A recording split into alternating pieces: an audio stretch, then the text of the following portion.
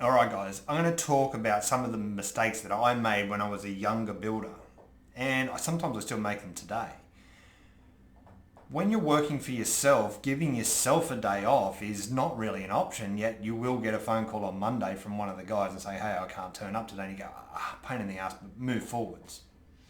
And what happens is if we don't give ourselves a day off, or we only work on our set amount of holidays per year, it means that we kind of have to look for a little light at the end of the tunnel that we can get through the days.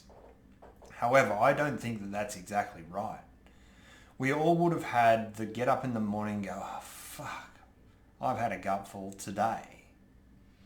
Now, when I think that's the day that you need to actually take off and go, you know what, today I'm going to give myself the day off. Now, that might mean you have to get on and text message some people, you might have to transfer your phone to somebody else, or you might have to send it all through to Message Bank. But I think on that day, do not check those messages. Send the text message, sorry guys, can't do it, not going to happen today, I'm going to get to it. Now, if you're having it consistently, I believe that you should take, every day off from the end of the week and to fit the weekend into it as well. But you're not going to go down to the pub and drink lots of beer because that isn't going to solve your problem. Basically, you've just deferred the problem and compounded it. What I believe that you should do is actually go out, find something that relaxes you a little bit, and then sit back and have a look at your business as if you're sitting in a drone and you're looking down at the business. Grab a piece of paper, simple, write 1, 2, 3, 4, 5, 6, 7, 8, 9, 10 down the page. And then really think about what happened in the last 6 months and the reason why you are the way you are today. And you're going to go through and you're going to write out a list of all the shit that happened. Now, when you actually have written that list out, sit back, have one beer, not two, and then look at those things and go, how many times have I replicated that problem? Get a highlighter and highlight those issues. They're the ones that you need to fix first. Now, they could be quoting issues, they could be issues that continue to come up on a job, it could be a subcontractor that consistently lets you down. But at the end of the day, what I'm trying to get to, once you've highlighted those items, I want you to go back to those items and actually associate a time that it took to actually rectify the problem, or the amount of money that you had to throw at the problem to solve the problem.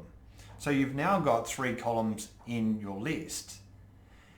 When you look at those highlighted items that have been replicated, you can then equate the amount of times it's going to save you if you solve those problems. When you solve those problems, in 6 months' time, you're going to have X amount of time that's actually going to give you a day off. Not a day off because you were kind of stressed, a day off because you actually need to smell the roses. Reflect on your business day. And I don't think that any builder can actually push all the way through a full year without actually having I need to sit back day, and I need to look at my business from another perspective, and I need to look down and I need to write down those things in a list.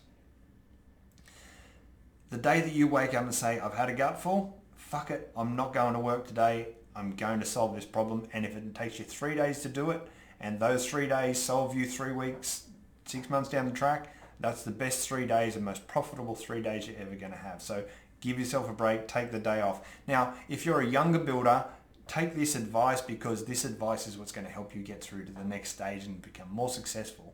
Be a better communicator. As you'll notice behind me, I have some pictures on the wall. I do all of my communication in 3D, not just so that my subcontractors understand what I'm going to deliver. It's also so my customer can see what they're paying for. But for me, it's clarity. It's, okay, I can see exactly what I have to do in that situation, and I can associate cost with complexity, and I can associate time with complexity, because not every project will run on the same schedule from day one.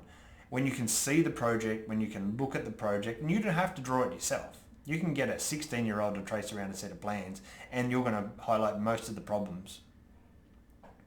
You can then fix those problems virtually before you actually get into construction. And I found for me, that changed the way I did business. I noticed a significant difference in net profit margin. I noticed a significant reduction in stress, and I noticed that I had happier customers. And to be a good builder, you need to have happy customers, low stress, and good productivity.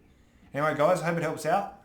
Don't forget to subscribe to our channel because I come up with a few good ideas every once in a while. And if you like the video, push like. If you dislike it, push dislike, man, because you know what? I'd rather know how we can improve with the information we give out to our customers and other builders around the world. Cheers.